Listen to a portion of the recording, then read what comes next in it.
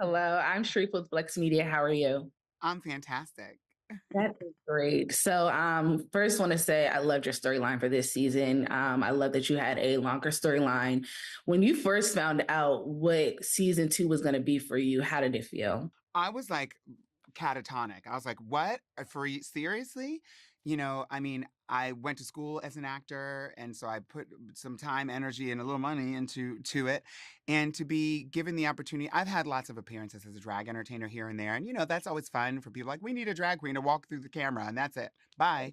But to be able to participate in the series in general, but in this season, um, in the way that I did and in the way that I was being asked and invited to do, it just felt very, really special. And it felt like a moment of sort of like they trusted me to be able to help bring this to life. And in turn, it's like trust both ways. Cause I was like, well, do I trust them to write this kind of storyline or write more about like this sensitive topic and issues?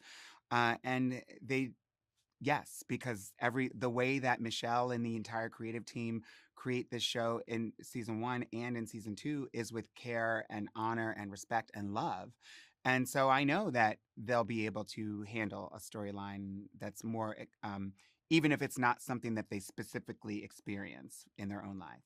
This show is extremely different, extremely original, extremely inclusive. What I love so much is it just shows what life is, and most people do too much, but it's like this is what life is, right?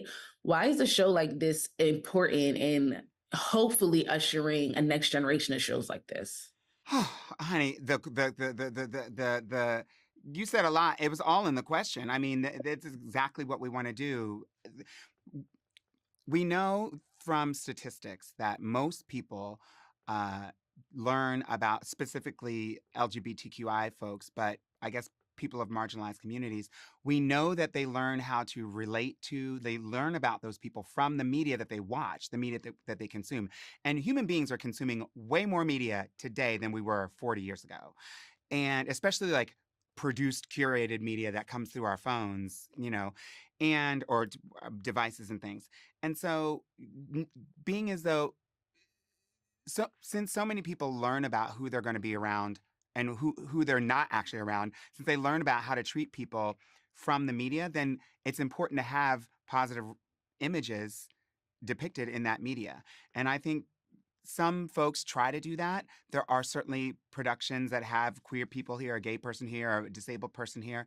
But the question is, how is that created? Is it done with reverence to the actual experiences of that person that are true to that character and community? Or is it done with sort of confirming the suspicions and the expectations of the viewer who don't know anything about, like, oh, I knew that's how they were, oh yeah, and that's what they did in the TV show. We don't need any more of that. We need to show you who we are. And the best way to do that is to have an inclusive writers room and an inclusive slate of directors and producers who can create those stories to bring to camera. And that's one of the things that Michelle and the entire team of Survival do really, really well. And so I am hopeful that they can use that that the rest of the television making community will be able to take this show as an example. Thoroughly agree. I loved it. I love this show.